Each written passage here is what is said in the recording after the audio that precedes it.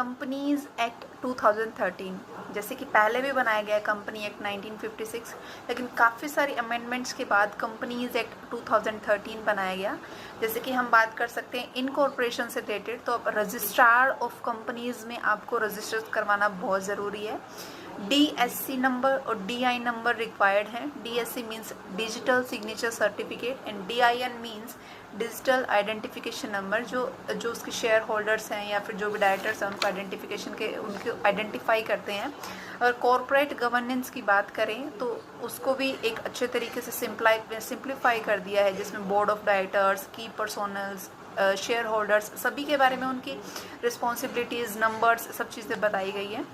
Financial reporting और audit की अगर हम बात करें तो फाइनेंशियल रिपोर्टिंग और ऑडिट के लिए एक अथॉरिटी बना दी है, that is NFRA, national financial and reporting authority, जिसमें रिपोर्टिंग और ऑडिटिंग दोनों की जाती है।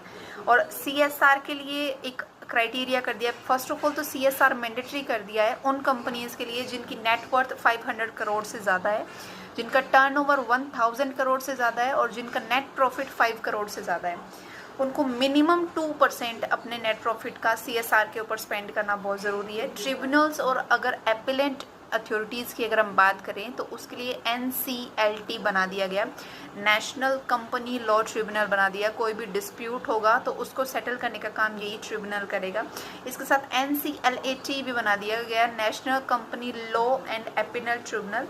ये क्या करती है, डिस्प्यूट सेटलमेंट का काम करती है। अगर हम मीटिंग्स और रेजोल्यूशंस की अगर हम बात करें तो एनुअली जैसे AGM, annual general meeting conduct करना कंपलसरी कर दिया है, सिर्फ 1% कंपनी को छोड़ के बाकी कंपनीज के लिए कंपलसरी कर दिया गया है।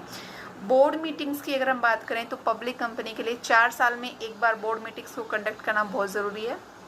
और रेजोल्यूशंस को पास करने की बात करना, जैसे कि ऑर्डिनरी रेजोल्यूशन हो गया, स्पेसिफिक रेजोल्यूशन होगा, तो उन चीज़ों के बारे में भी इसके अंदर स्पेसिफिकली कुछ गाइडलाइंस मेंशन कर दी गई है। इसने रेगुलेटरी फ्रेमवर्क को ऐसा मान लीजिए काफ़ी सिंप्लीफाई कर दिया है कंपनीज़ के लिए।